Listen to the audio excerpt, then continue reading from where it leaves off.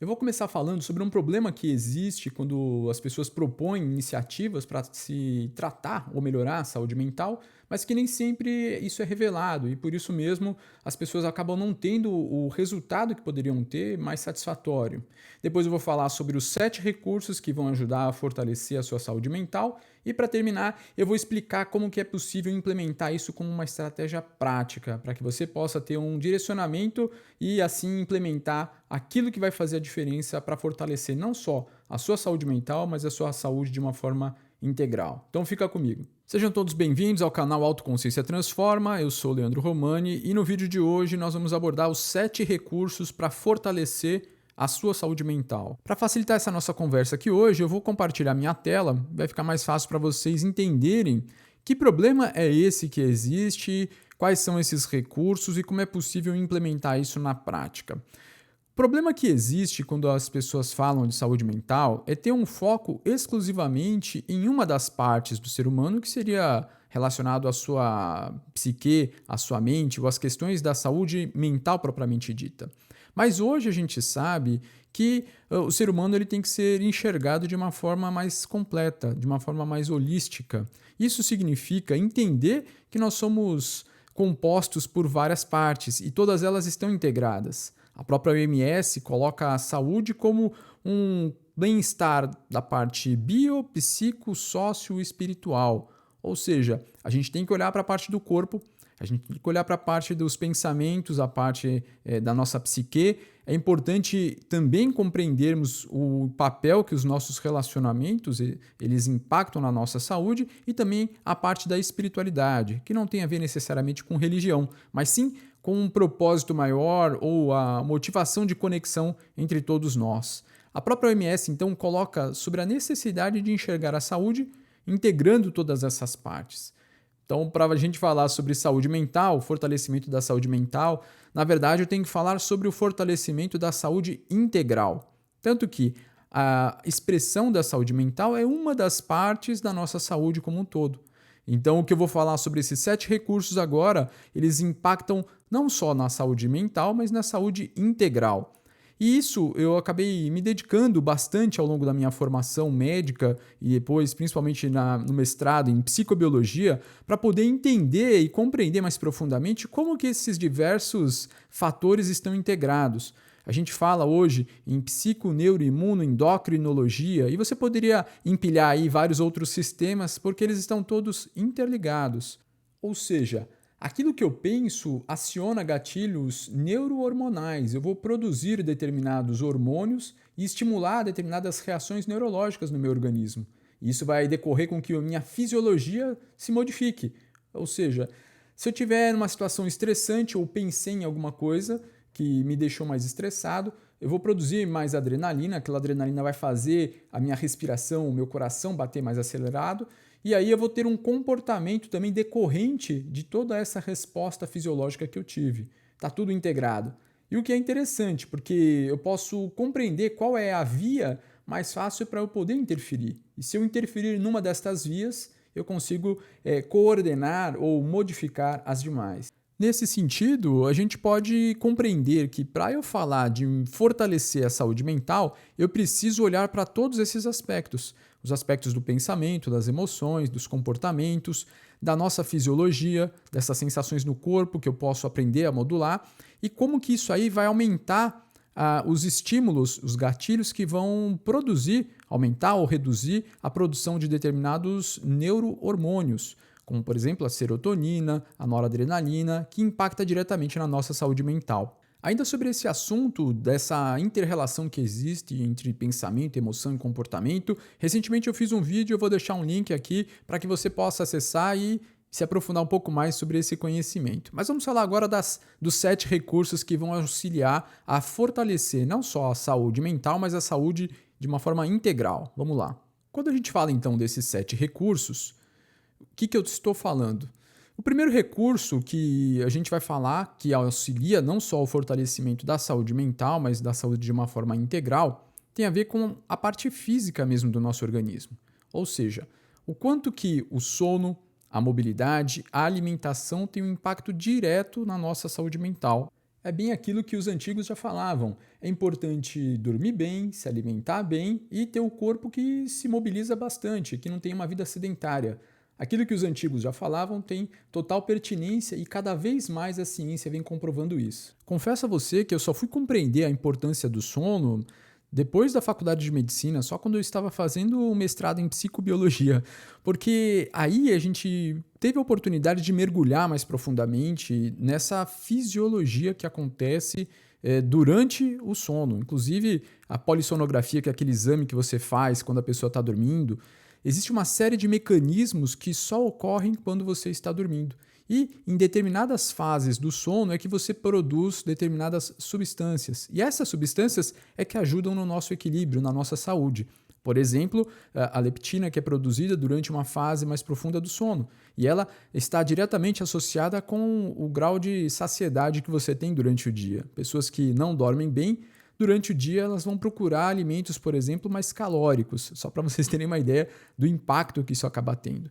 E mais ainda, as pessoas que não têm um sono de qualidade, não aprofundam a fase do sono até a fase do sono reparador, que é o sono REM, no dia seguinte elas vão ter uma baixa produtividade, uma maior irritabilidade, e isso acaba impactando na nossa saúde mental e nos nossos relacionamentos.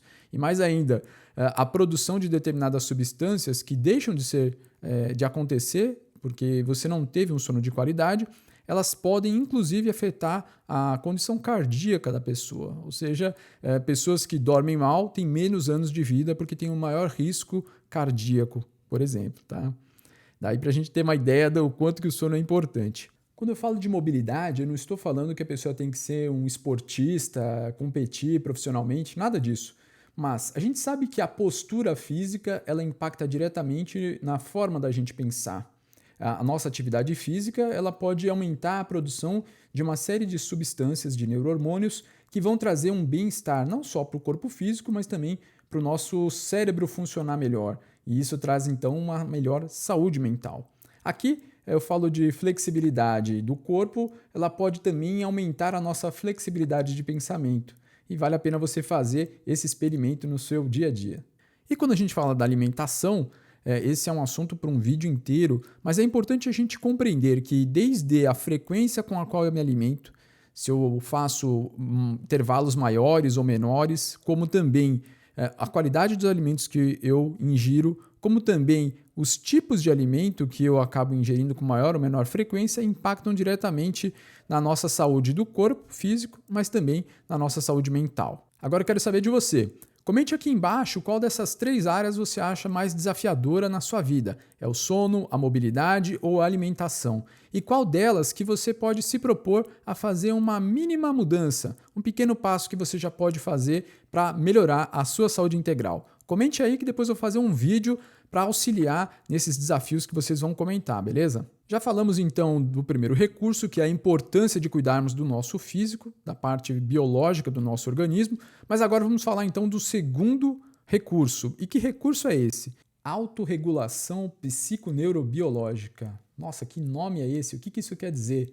Bom, eu já até adiantei esse assunto com você. Tem a ver com como que a gente pode intervir para modificar a nossa fisiologia, modificar o nosso pensamento ou modificar as nossas emoções e assim conseguir alterar o nosso comportamento e trazer uma autorregulação. Eu conseguir gerenciar melhor o meu estresse com o meu relaxamento. O nosso sistema simpático, que deixa a gente pronto para bater ou para correr, e o nosso sistema parasimpático, que ajuda a gente a se autorregular e a relaxar. Na natureza, não se gasta energia à toa. Então esse mecanismo ele já acontece naturalmente em todo mundo.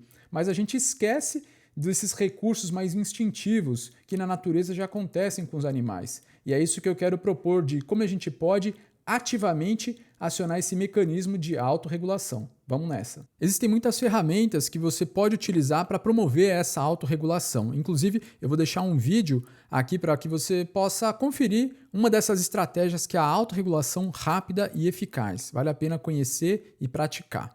O que eu vou compartilhar com vocês agora são algumas das ferramentas e estratégias que já existem bastante evidência científica comprovando a eficácia.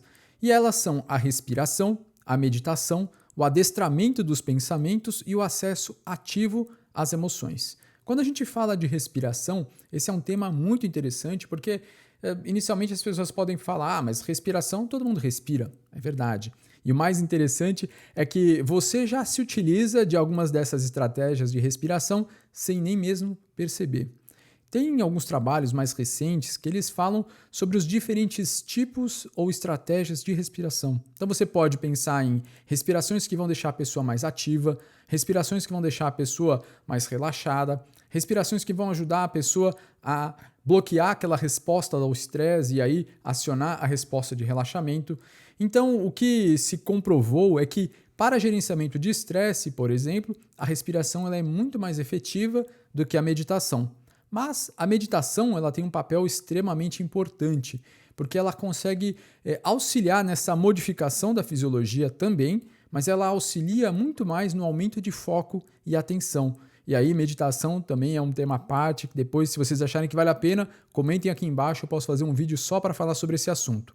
Existem diferentes estratégias de meditação, meditação ativa, meditação passiva. Tem meditações para todos os gostos e então aquela teoria de que eu nunca me dei bem com meditação, vai ter uma que vai ajudar você a aumentar o seu foco e a sua atenção, pode confiar. E o adestramento dos pensamentos, isso é muito legal porque a gente nem sempre está atento à forma como nós estamos pensando, mas a forma que a gente pensa, ela acaba descrevendo exatamente a forma como a gente está estruturando os nossos pensamentos. Isso é muito legal porque você começa a treinar o seu ouvido não só para ouvir o que você está falando e pensando, mas para escutar aquilo que você está produzindo. E aí a gente começa a ter maior autoconhecimento e autoconsciência, porque a forma como a gente estrutura a nossa fala é exatamente a forma como a gente está estruturando o pensamento. Inclusive, quando você começa a treinar essa escuta para compreender melhor as outras pessoas, você ganha muitos recursos para ser mais efetivo na sua comunicação. Um recurso prático que a gente pode trazer também para esse adestramento dos pensamentos tem a ver com a nutrição do nosso imaginário. Aquilo que a gente lê, aquilo que a gente assiste, aquilo que a gente fica zapeando na internet, tudo isso auxilia a alimentar o nosso imaginário. E esse imaginário ele é fundamental porque é a partir dele que a gente constrói um mundo de possibilidades. É como se fosse a nossa cesta de recursos, onde a gente vai pescar ali alguma estratégia que a gente já viu para poder se inspirar e auxiliar então na resolução dos problemas que a gente está enfrentando. Então fica um convite para a gente poder ampliar o nosso imaginário. E esse convite tem a ver muito com a literatura. Lermos auxilia muito mais do que vermos, porque ao ler você tem que criar aquela cena na sua mente. E ao criar cenas na sua mente, você cria possibilidades diferentes. Isso amplia ainda mais esse nosso hall de soluções para que a gente possa se inspirar para resolver os desafios que a gente vive no nosso dia a dia. Então, vamos ler mais, porque isso vai trazer uma maior saúde integral e fortalecer a nossa saúde mental. E a expressão da fala é um tema muito interessante porque, conforme eu já adiantei, quando a gente treina o nosso ouvido para escutar e não só ouvir, a gente acaba ganhando uma série de recursos a mais para nos auxiliar no dia a dia. Tem um caso bem emblemático que eu acabei vivenciando quando eu tinha acabado de me mudar para um apartamento e eu saí de manhã para ir trabalhar e o porteiro já chegou, né? Ô, doutor, bom dia, vamos para a luta? Aí meu ouvido, que já está um pouco mais treinado, quando ele falou aquilo já desceu meio quadrado. Porque se você vai para a luta, imagina esse gatilho, né, dessa ideia, o como que o meu corpo reage se eu tenho que pensar que eu vou para a luta, né? Na luta você vai ter que bater, né, para sobreviver. Então eu já estava todo tenso para poder passar por uma luta. E aí no dia seguinte, então, quando eu saí para ir trabalhar, de manhã, o porteiro falou: "Ei, doutor, vamos para a luta?" Aí eu falei: "Não, hoje eu vou pro prazer." Aquilo deu uma desconcertada no caboclo. Ele ficou, né, meio assim, reflexivo. E foi interessante porque você promove na pessoa uma oportunidade de aprendizado também, quando a gente questiona alguns padrões que já estão no automático. Tanto que no dia seguinte, eu fui trabalhar, e aí ele chegou: "E aí, doutor, bom dia, vai pro prazer, né?" Então, desarmei, né, aquela pessoa e aí eu automaticamente trouxe a ela um adestramento para que ela me impulsionasse para algo positivo, que ia me ajudar. Então, todo dia quando eu ia trabalhar, já recebia aquele, né, aquele incentivo. "E aí, doutor, vamos pro prazer?" Falei: "Vamos pro prazer." E aí tinha um dia bem melhor, pelo menos para mim era. E vamos falar agora do acesso ativo às emoções.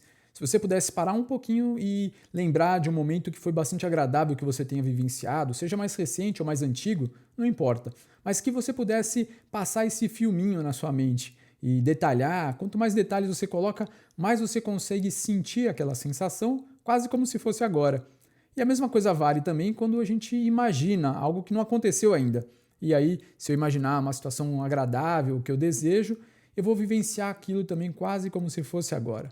Essa é uma estratégia que o nosso organismo se utiliza para trazer para nós uma sensação mais intensa de uma possibilidade, seja algo que já aconteceu ou algo que pode vir a acontecer. Isso auxilia na nossa tomada de decisão, porque você pode tangibilizar um pouco, né, trazer um pouco mais concreto aquilo que seria uma possibilidade. E aí você, experimentando as possibilidades apenas no imaginário, você pode então tomar uma melhor decisão na sua vida. Essa é uma estratégia que nós usamos de forma consciente ou inconsciente para auxiliar nessa tomada de decisão. E isso acontece de uma forma muito rápida. A gente busca lá no nosso arquivo, seja do imaginário, seja das nossas lembranças daquilo que já aconteceu, referenciais. E esses referenciais acabam nos norteando para uma melhor tomada de decisão agora.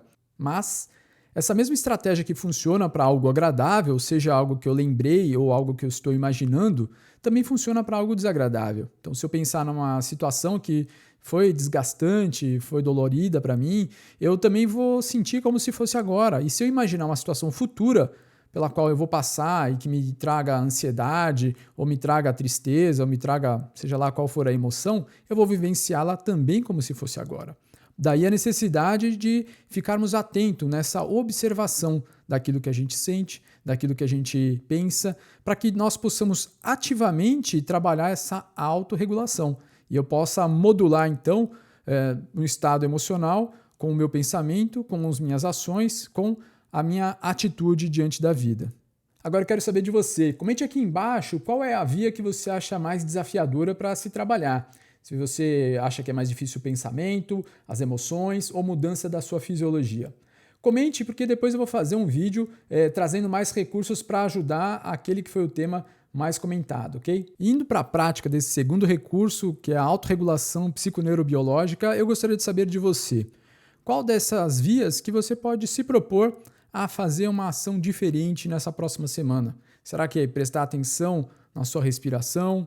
Ou buscar alguma prática de meditação, ou ficar atento ao seu pensamento e mudança do seu pensamento, ou ainda em relação às suas emoções, apenas monitorar o quanto que as suas emoções estão flutuando ao longo do dia. Esse exercício já vai trazer para você, garanto, bastante autoconsciência e, ao final desse vídeo, eu vou explicar de uma forma prática como é possível a gente caminhar juntos de uma forma estruturada para que você possa ganhar ainda mais recursos e ganhar ainda mais autoconsciência para ter uma vida mais plena. Até aqui nós já falamos do primeiro recurso, que é o cuidado com o nosso físico, o segundo recurso, que é a autorregulação psiconeurobiológica, e agora vamos falar então do terceiro recurso. Esse terceiro recurso tem a ver com a neurociência da mudança. O que isso significa? É importante considerar que o nosso cérebro pode ser dividido de uma forma didática em três partes. Uma parte que tem a ver com os nossos comportamentos mais instintivos, de sobrevivência, que é o cérebro reptiliano. Uma segunda parte que tem a ver com o nosso cérebro emocional, e aí as nossas relações afetivas e memória. E uma outra parte ainda que tem a ver com o nosso neocórtex, ou seja, o pensamento mais elaborado. Para cada uma dessas partes do nosso cérebro, existem estratégias que podem auxiliar a uma mudança do comportamento de uma forma ainda mais efetiva. E é isso que a gente vai ver agora. Quando a gente fala então desse cérebro trino, que tem a ver com essa divisão didática do cérebro mais reptiliano, a outra parte emocional, e uma terceira parte que é o neocórtex, que tem a ver com o pensamento mais elaborado, existem estratégias distintas que auxiliam a ativação ou mudança de um comportamento em cada uma dessas diferentes áreas. Quando a gente fala, então, do cérebro emocional e reptiliano, é importante aqui trazer aquele conceito do reforço e da punição. O que isso quer dizer? De uma forma prática, punição e reforço não quer dizer necessariamente uma coisa boa ou ruim. Na verdade, o conceito de reforço quer dizer iniciativas que você utiliza para aumentar a chance de um comportamento continuar acontecendo. E punição tem a ver com a redução da chance de um comportamento acontecer porque você adicionou a esse sistema alguma prática ou alguma abordagem diferente. Eu fiz um vídeo recentemente explicando mais sobre isso, vou deixar o link aqui para que você possa se aprofundar mais sobre esse conceito, ok? Apenas para trazer um pouco mais de fundamento sobre esse assunto, é importante a gente ressaltar que esse conceito sobre estímulos aversivos e agradáveis, ou seja, aquilo que nos traz dor em sentido emocional ou físico, ou prazer, também no sentido emocional ou físico, é algo já descrito desde a época de Aristóteles, mas que os cientistas conseguiram também comprovar, através de experimentos com os animais, o quanto que a gente pode ser mobilizado por dor e prazer. Então, esses estímulos, eles são fundamentais para que a gente também possa usar no nosso dia a dia, conosco mesmo. Não estou falando aqui para ninguém ficar trazendo prejuízo para si mesmo, não é essa a ideia aqui. Mas como é que a gente pode trazer incentivos para a mudança de um comportamento? Mas a gente sabe também que o ser humano não é apenas estímulo de dor e prazer. A gente tem um complemento que é fundamental para a mudança de um comportamento. E isso passa agora por estratégias do nosso neocórtex, que é um pensamento mais elaborado. Existem estratégias para execução mais eficazes e aí a gente consiga realmente mudar um comportamento. Existem estratégias que promovem uma execução muito mais eficaz, e isso já é comprovado de uma forma científica. Quem detalhou isso de uma forma muito bem foi o James Clear, no seu livro Hábitos Atômicos. De uma forma resumida, a gente acaba subestimando o que a gente faz no longo prazo e superestimando o que a gente faz no curto prazo. Eu fiz um vídeo recente falando sobre isso e você pode acessar no link que eu vou deixar aqui para vocês, ok? E agora vamos falar da prática. Eu gostaria de saber se você se utiliza de alguma estratégia para incentivar um comportamento para que ele possa acontecer com mais frequência, ou você se utiliza de alguma outra estratégia para reduzir a chance daquele comportamento acontecer. Comente aqui embaixo o que é que você faz e como você poderia fazer isso agora a partir da próxima semana. Se esse conteúdo está sendo útil para você, eu vou pedir a sua ajuda para a gente fazer com que ele possa chegar a mais pessoas. Curta esse vídeo, compartilhe, para que assim a gente consiga levar a autoconsciência a mais pessoas, beleza? Já falamos aqui então dos 3 recursos para fortalecer a sua saúde mental e a sua saúde integral. Vamos falar então agora do 4º recurso. E esse 4º recurso tem a ver com a inteligência sistêmica. Nossa, o que tem a ver? O que significa inteligência sistêmica? Na verdade, existe um fator que influencia o nosso comportamento muito mais do que a gente imagina. Até recentemente eu fiz um vídeo sobre isso, vou deixar um link aqui para que você possa ver um vídeo que vai falar sobre isso de uma forma bem mais aprofundada, ok? Mas o que vem a ser essa inteligência sistêmica? Tudo que a gente viu até agora está relacionado com a nossa mente racional, aquilo que eu penso e realizo de uma forma consciente. Mas a nossa mente não consciente, ela tem um papel muito mais importante do que a gente imagina. Toda vez que a gente está fazendo algo de uma forma automática, se eu estou dirigindo ou estou na condução e cheguei até um local e nem prestei atenção, mas cheguei lá em segurança, como é que isso aconteceu?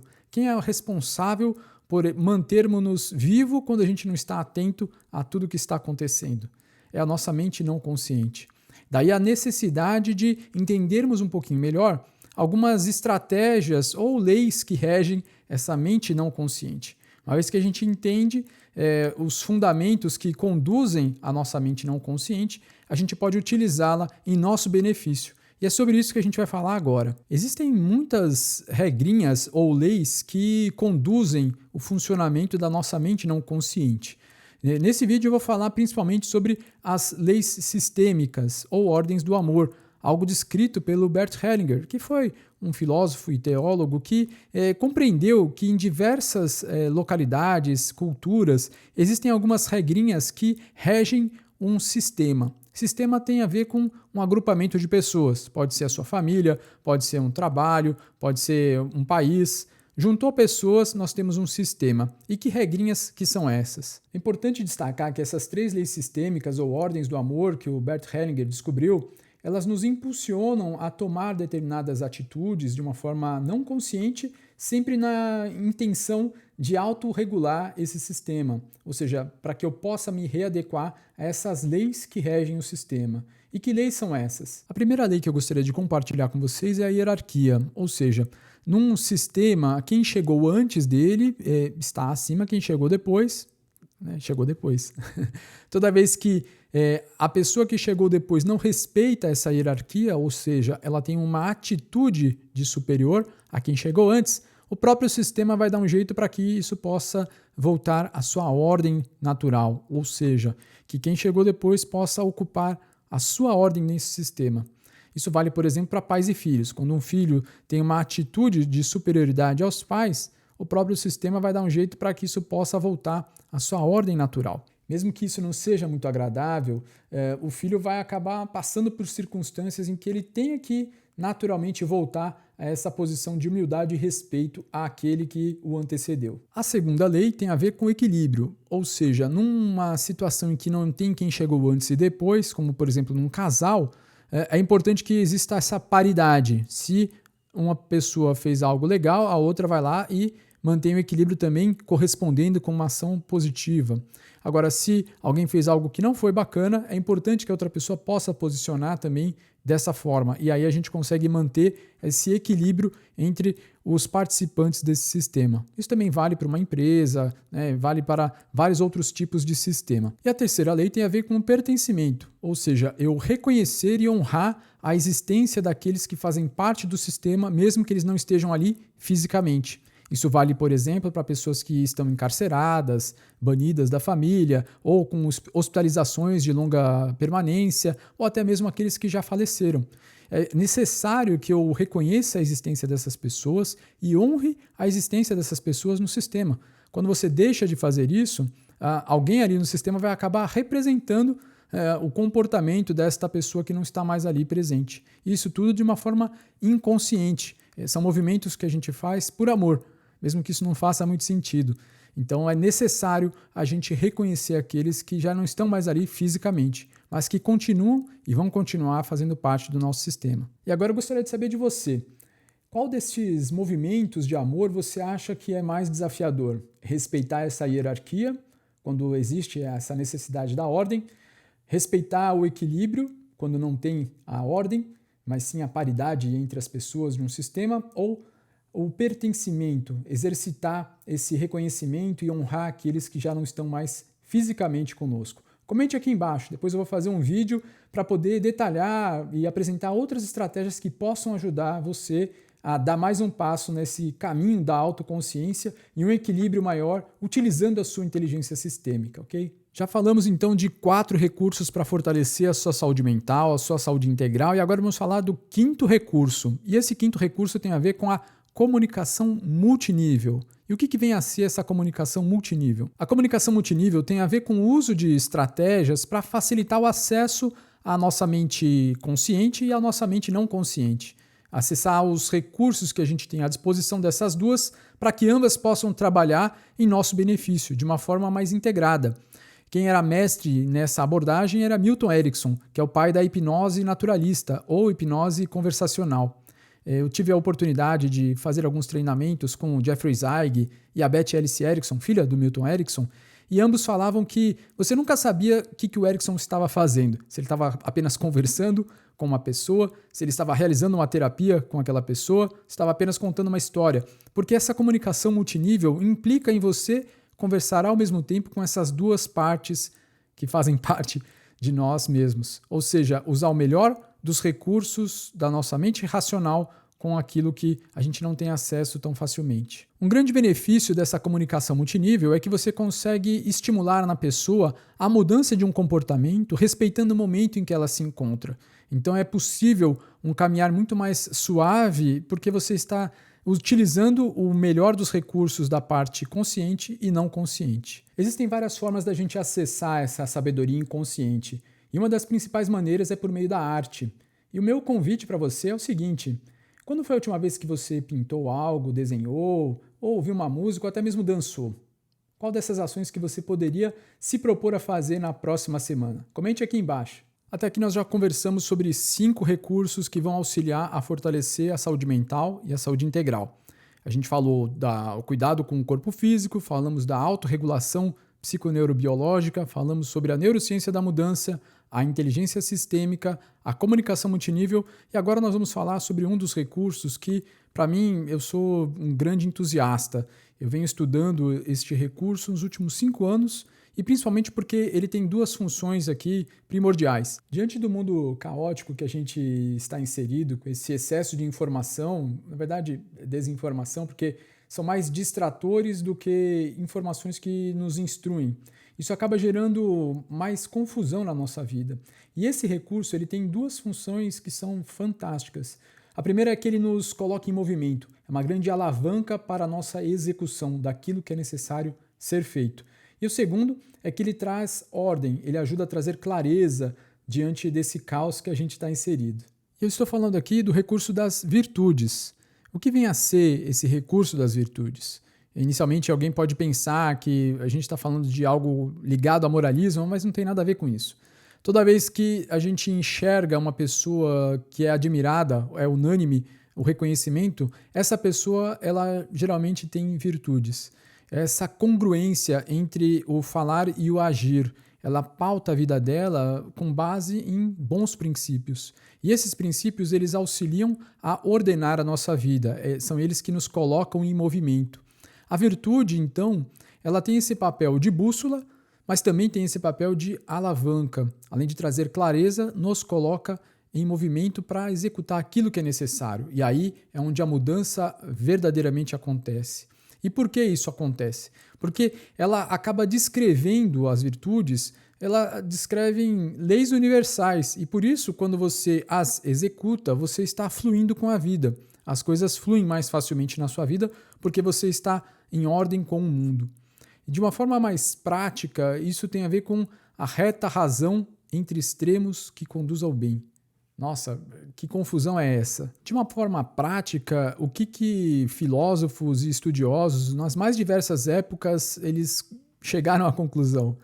Existem essas leis universais e quando a gente segue essas leis universais, nós estamos ordenados junto ao universo e, portanto, a gente consegue fluir mais facilmente pela vida.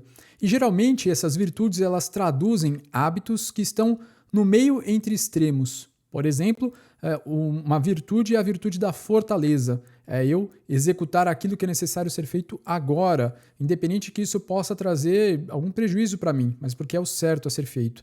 Numa extremidade, você vai ter a pessoa que é impetuosa e ela age sem prudência. Então ela está agindo pelo um excesso. E do outro lado você tem a pessoa que, por exemplo, está procrastinando, não está nem entrando em ação porque está com medo de fazer alguma coisa. E a virtude então estaria no meio do caminho. Existem diversos tipos de virtudes e a gente pode didaticamente separá-las nas virtudes morais e as virtudes teologais. As virtudes morais são virtudes que você encontra nos mais diversos tempos e culturas. E ali são aquelas pessoas que são reconhecidas porque tinham essas quatro virtudes que pautavam a vida delas. Elas conduziam a vida baseado nesses quatro princípios, que é a prudência, a justiça, a fortaleza e a temperança. A prudência é a melhor tomada de decisão com base nas circunstâncias no qual eu estou vivendo. E aí a tomada de decisão proporcional a essa realidade, nem a mais nem a menos do que é necessário ser feito. A justiça tem a ver em fazer aquilo que é o certo, independente que aquilo possa até mesmo me prejudicar, mas é agir de uma forma justa com todos, independente das circunstâncias nas quais eu estou inserido. A fortaleza tem a ver com essa energia do movimento para fazer aquilo que é necessário ser feito. Como você pode ver, todas essas virtudes elas estão interligadas. Então, a prudência, a justiça, a fortaleza e a temperança, elas se intercambiam e estão totalmente relacionadas umas às outras. Ao extremo da fortaleza, por exemplo, eu posso sacrificar a minha própria vida pela justiça ou pelo bem de uma outra pessoa. Esse seria um extremo do exercício da fortaleza. Por fim, mas não menos importante, é a virtude da temperança. Ela está relacionada com a minha habilidade de usar o meu intelecto, o meu raciocínio, para dominar a necessidade de satisfazer os impulsos do corpo para o prazer, por exemplo. Então, é o que nos diferencia dos animais. É eu poder, no lugar de ficar refém daquela necessidade de ter que satisfazer o prazer do corpo, eu poder adestrar e sim, vou ter prazer, mas não vou ficar escravo simplesmente dos meus instintos. Essas virtudes morais que a gente pode ver, é possível encontrá-las em várias culturas diferentes, mas, de acordo com a ética de cada sociedade, isso pode ser modificado. E por isso mesmo, os estudiosos perceberam que existiam um outro nível de virtudes, que eram as virtudes teologais. Essas virtudes teologais têm a ver com um parâmetro que seria imutável. Todos esses outros, eles são modificáveis de acordo com cada sociedade. Agora, as virtudes teologais, elas têm a ver com aquilo que é não mutável, não material. E isso foi descrito, e aí não é nenhuma questão religiosa, mas filosófica mesmo, principalmente com a vinda de Jesus Cristo, porque ele trouxe outros recursos que podem contribuir também como virtude, que seriam a fé, a caridade e a esperança.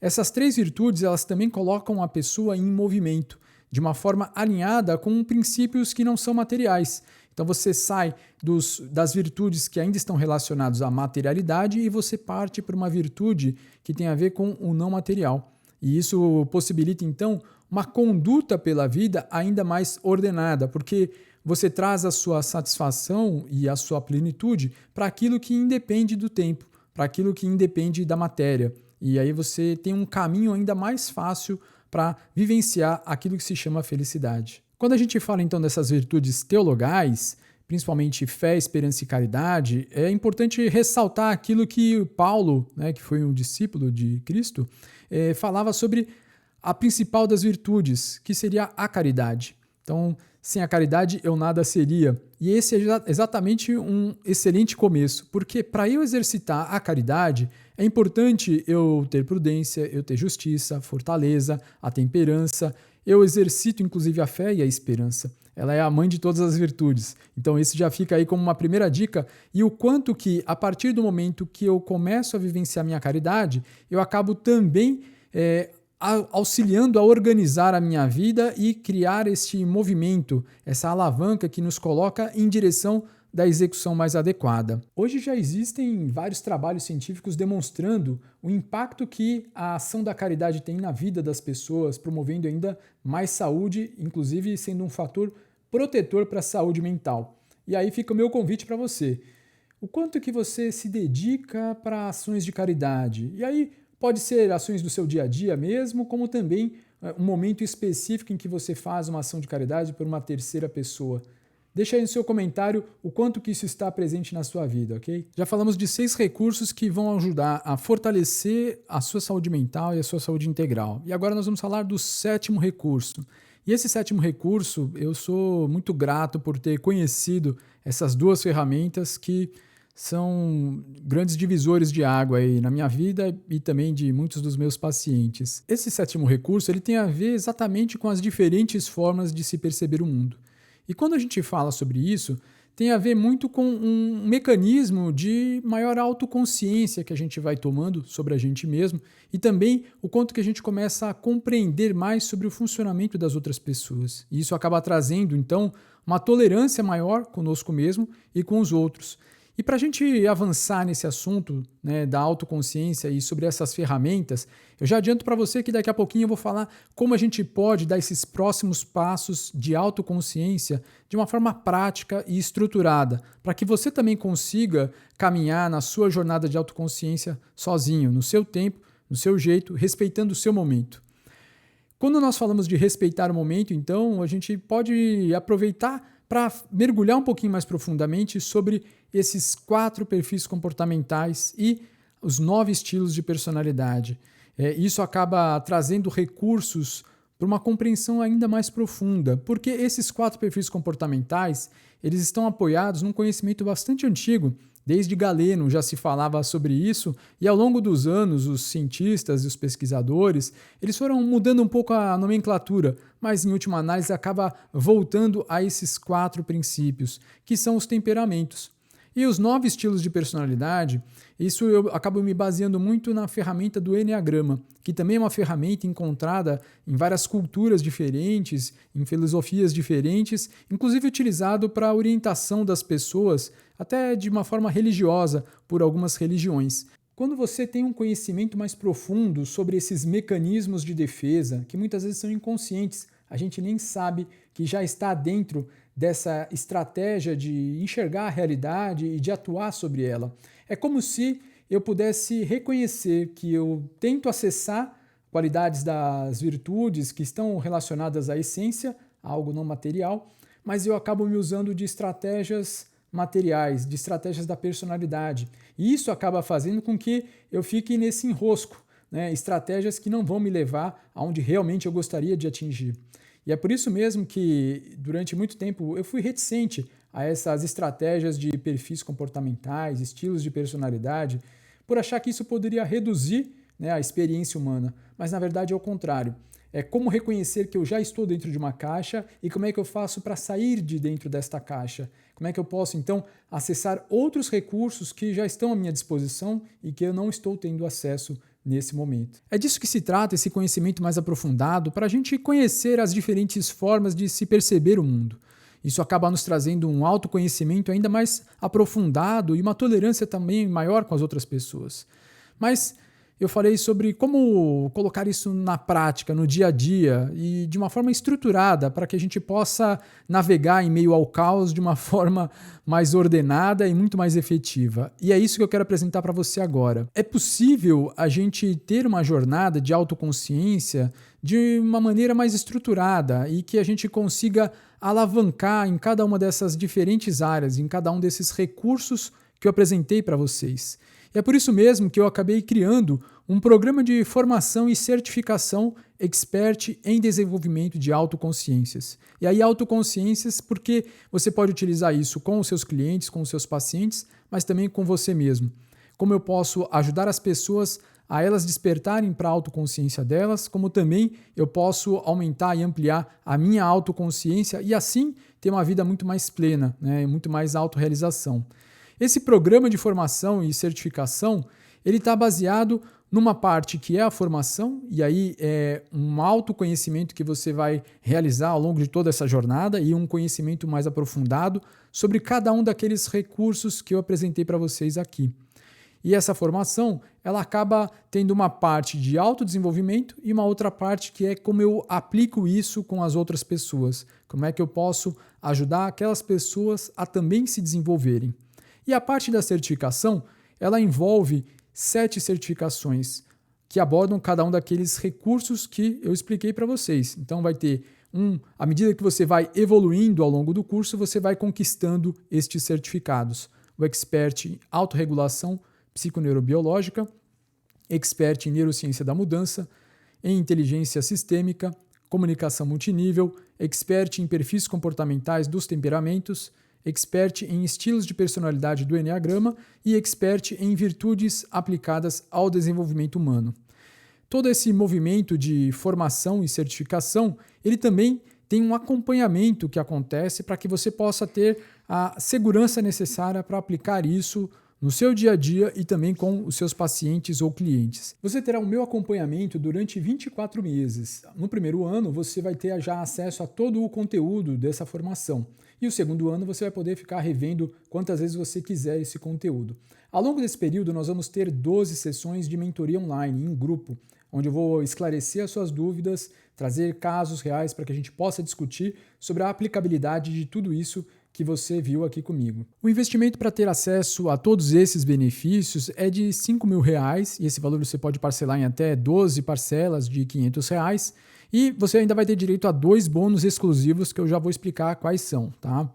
Agora, nem todo mundo tem interesse em um mergulho tão aprofundado nesses 7 recursos que nós comentamos até aqui. De repente, você quer algo mais prático e para o dia a dia. E é por isso mesmo que eu criei uma outra solução que pode atender a essa necessidade de quem deseja ter um autoconhecimento na prática e utilizar essa autoconsciência no dia a dia, que é o Clube Autoconsciência na Prática. O Clube Autoconsciência na Prática é a forma mais rápida e fácil para você implementar estes 7 recursos e assim fortalecer a sua saúde integral.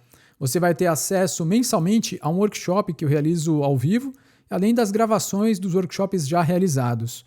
O investimento para esse workshop seria de R$297, mas você não vai precisar pagar nada por isso. Os assinantes têm direito também a acessar uma aula que eu faço semanalmente de uma forma prática ali, demonstrando como implementar estes recursos. Além disso tudo, também vai ter acesso ao episódio ampliado, ao conteúdo completo das entrevistas realizadas no podcast Autoconsciência Transforma. E, além disso tudo que eu falei, vai ter um bônus extra que eu tenho um grande carinho. Esse bônus exclusivo é o Clube das Virtudes. É uma iniciativa que eu tenho um grande carinho, em que você vai ter acesso não só a um curso básico sobre as virtudes, como mensalmente uma aula em que eu vou estar discutindo um dos livros que trata da questão da virtude de uma forma prática. E além disso, mensalmente a gente tem um encontro ao vivo para poder esclarecer dúvidas não só sobre o curso, como também sobre o estudo deste livro, como também questões do dia a dia, da aplicação prática das virtudes. Os assinantes do Clube das Virtudes, eles fazem um investimento anual de aproximadamente R$ 118, mas isso é um bônus para quem assina o Clube Autoconsciência na Prática. Se você também deseja ser assinante do Clube Autoconsciência na Prática, você vai fazer um investimento de apenas R$ 29,90 para ter acesso a tudo isso que eu falei para você. Agora, se desejar um plano anual, você vai fazer um investimento de apenas R$ 12 de R$ 19,90. Eu vou deixar o link aqui embaixo, tanto para o curso de formação e certificação, como também para o Clube das Virtudes e para o Clube Autoconsciência na Prática. Se você tiver qualquer dúvida, você pode entrar em contato pelo link que está aqui embaixo e lembre-se sempre, autoconsciência transforma.